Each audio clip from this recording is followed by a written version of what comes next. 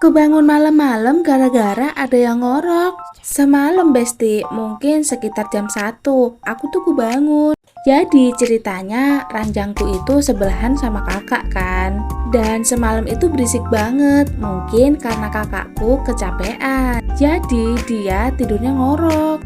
Terus aku bangunin kan, ngoroknya berhenti. Nah, gak lama setelah aku bangunin, dia ngorok lagi. Pokoknya begitu terus, sampai aku tuh kesel sendiri. Akhirnya aku keluar dari kamar dan memilih tidur di ruang tamu di sofa. Akhirnya di situ aku bisa tidur pules. Nggak tahu kenapa Besti, aku tuh kalau tidur nggak bisa kalau ada yang berisik. Pokoknya kesel banget kalau ada orang ngorok. Kalau kalian gimana Besti? Sama nggak sih kayak aku, kesel banget kalau ada orang ngorok? Dan paling nggak bisa tidur kalau berisik. Yang sama jangan lupa like dan subscribe ya.